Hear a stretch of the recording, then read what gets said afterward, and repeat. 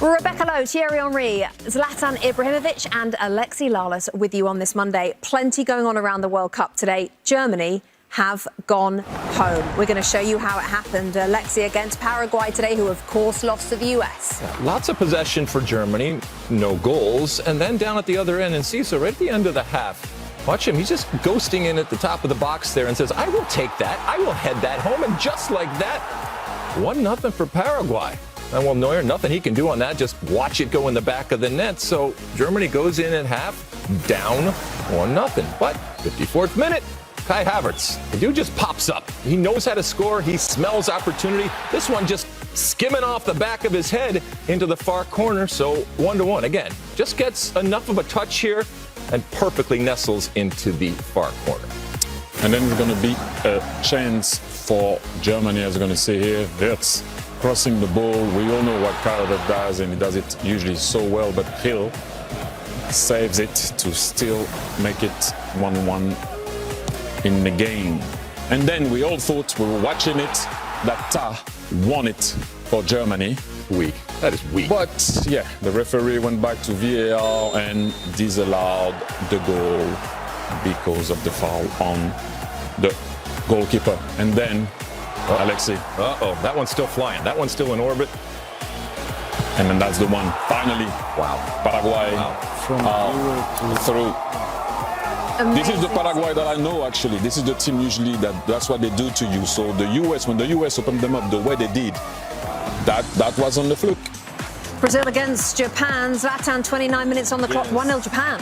So you see a bad mistake from Danilo, passing it to the wrong player, and you have Kaishu Sano from zone. Thierry.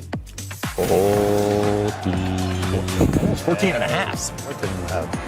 Vinicius giving it to Gabriel. Gabriel does a cross. Who shows up? Castimero. As a defender, mostly you sleep for the second post because you always watch in front of you. Then you have the Brazilian, and you will see here. Pass in the box, and who shows up? Martinelli. What a touch. Put it on the second post and wins the game for Brazil. And they're still dancing in the tournament, but let's see how long they will dance in this tournament. We shall see. Are they right dancing at the too end. much or not? We're gonna see. So Paraguay will face the winner of either, France and Sweden, who play tomorrow, chaps. Brazil will also be paying close attention to tomorrow's slate. They'll play the winner of Ivory Coast and Norway. Now, after Brazil's victory, Natalie Jedra caught up with Gabriel Martinelli. I can't describe this moment. I mean, it's seeing my family, my friends, and my people in the crowd and crying and see how happy they are. It's something that it's impossible to put into words. And yeah, I'm just happy. I wanna enjoy now with them and just go there, talk to them and hug them and be around them. So yeah, really happy. Well, thanks to Natalie. It was a crushing day, though, for Germany. Their first ever defeat on penalties at the World Cup. And afterwards, Jeff Shreve spoke to Kai Havertz. Right now, you're almost in a state of shock. Yeah, I don't know.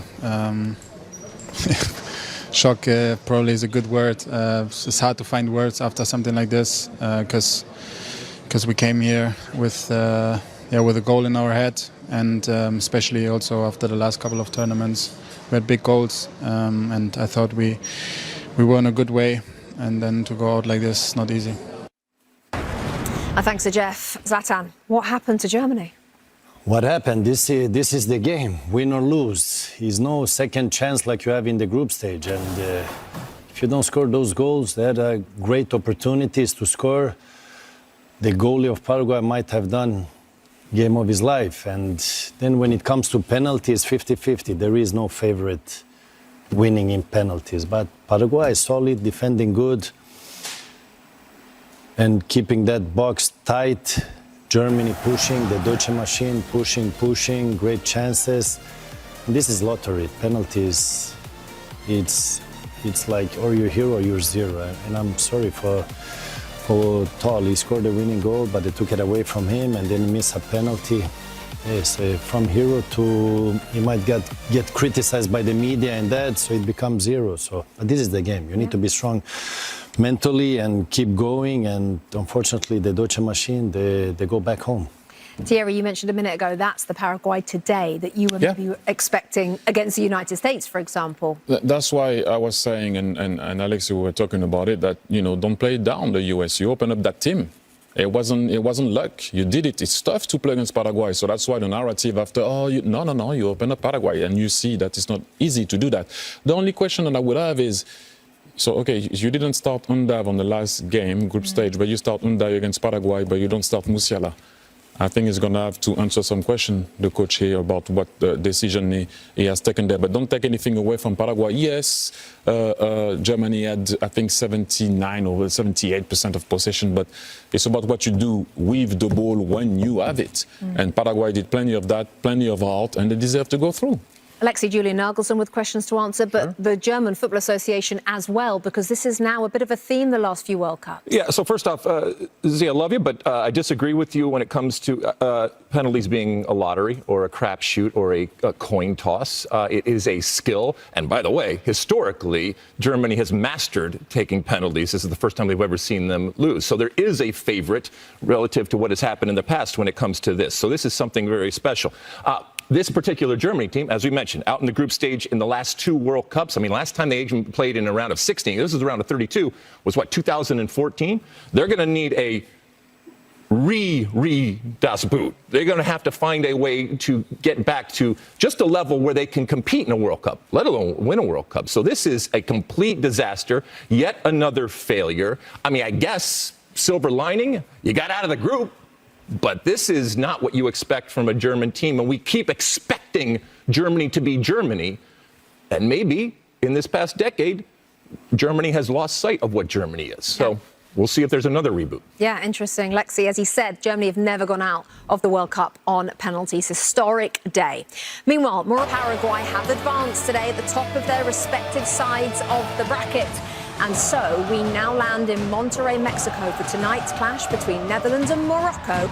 The winner will face Canada. Welcome back to Fox Sports coverage of the 2026 FIFA World Cup. I'm Rebecca Lowe alongside French World Cup winner Thierry Henry, Sweden's all-time top goal scorer Zlatan Ibrahimovic, and US Soccer Hall of Famer Alexi Lalas. Chaps, lovely to see you. Let's talk about this massive game. Thierry, why is it so big? First and foremost, sorry, 2 good teams, but you have to know, people out there, that for Morocco is a big one.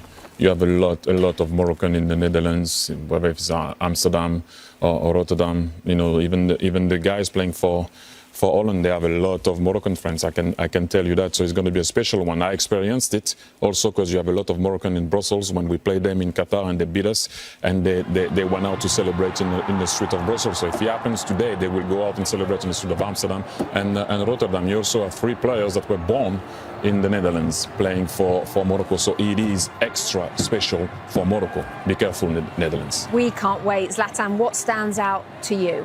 These 2 teams normally should reach quarterfinals, semifinals. Remember that Morocco took that 4th place in World Cup Qatar, and this is 2 strong teams that like to have the possession, and they're gonna battle for the possession. And like Thierry said, most of the Moroccan players, they have that Netherlands school, the way they play the game. So, but now the situation is win or lose. Both of the teams came with 7 points from the group. They didn't lose so far. So now is the real test for both of them, and the ones that doesn't do mistakes is going to go through. So let's see who wants it more, because now it's a lot of nerves, different game. You don't risk as much as before, because in the group stage you can lose, but you still have another 2 games because it's 3 total.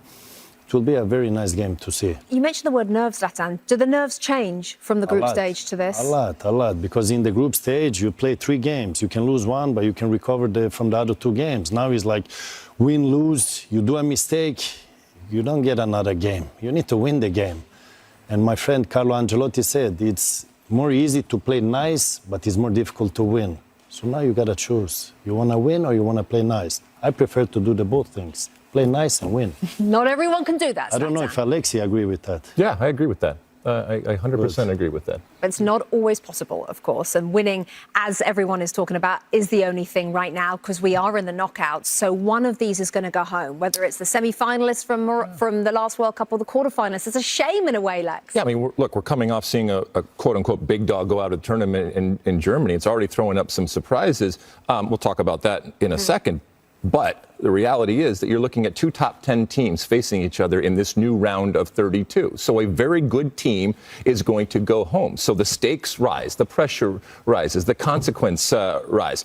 I think from a tactical perspective now, when you're looking at these two teams, width and wide play for both of them in different ways is going to be key. I know you guys are going to show us a little bit later about why it is so important and how maybe you mitigate some of those on both sides. But both of these teams love to play wide. Both of these teams love to play. Both of these teams love to have possession. So something is going to have to give today. And if you can't get up for two teams in the top 10 of the world facing each other in the round of 32. I got no time for you, so come on, let's go. Okay, and as Alexi said, Germany are already out of this World Cup. We will discuss it. This, though, will be the fourth and final match of this World Cup in Monterrey. So let's head there now.